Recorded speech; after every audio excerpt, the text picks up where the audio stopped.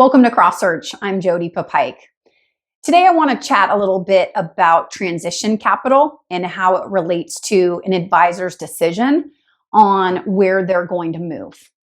We spoke about this in some detail in a previous video, and we're going to post a link to that right here. But today I wanted to dive a little bit deeper on this topic because candidly, it's something that I get asked constantly from advisors. They want to know what firms are attracting advisors in great lengths in focusing on transition capital and doing so. And the way that I like to organize this conversation is the firms that are offering the very most upfront money are the firms that are very well capitalized. They're typically either a public company or they're owned by private equity. That gives them the ability to really be incredibly aggressive when it comes to transition packages. They're typically going to be somewhere in the range of 75% to 125% of an advisor's gross dealer concessions. Those are tied typically somewhere between 7 to 10-year notes. I like to get more into details about that with advisors because there's a lot of things to look out for in those packages. But the bigger firms, for the most part, are the ones that are going to be able to offer the very top dollar when it comes to packages to have advisors move. Now, keep in mind, I'm specifically talking about advisors that want to be independent.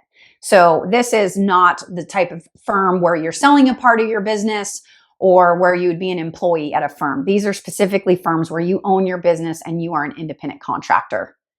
The second type of firm is, I would say, middle of the road type firms.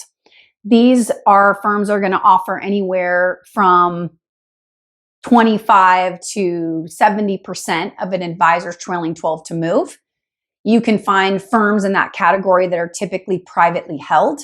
So they're well capitalized, very stable firms, but they simply just don't have the deep pockets of a public company or private equity firm backing them. So they're just not able to give the type of transition money that the larger firms are.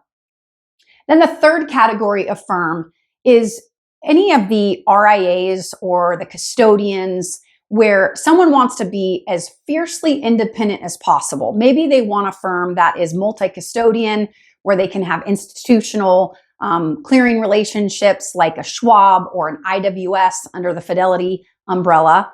And if you want that level of flexibility and open architecture, what you're sacrificing for that typically is upfront money. There simply is not as much room in the financials for those types of firms to build in a lot of capital to have someone move. So you may see packages anywhere, 5% of someone's trailing 12, maybe 10% for an advisor to move to that type of entity, but it's really nowhere near what we're seeing at the very big firms. So all of that being said, there are so many nuances in the marketplace. There are so many different types of firms.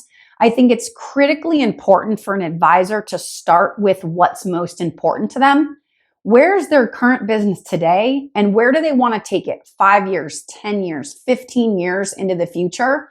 Because really, when we have a roadmap where you want to take your practice, it's so much easier to identify the types of firms that are going to suit your needs. And a lot of times an advisor needs to or has to sacrifice transition money in order to accomplish those goals. And a lot of advisors decide that makes the most sense. But to paint the industry in a broad brush and to think that every firm offers transition money or they offer the high watermark in transition money like you hear at a lot of firms is just not accurate. And it's important to really start with the basics and understand where you want to take your practice and the structure that makes the most sense to understand if you'll be offered any transition money or not. There's obviously a lot to unpack on this topic. It's something that advisors like talking about and understanding. So if you have any questions on any of this, or you want to explore your potential needs, give us a confidential call. We'd love to chat with you.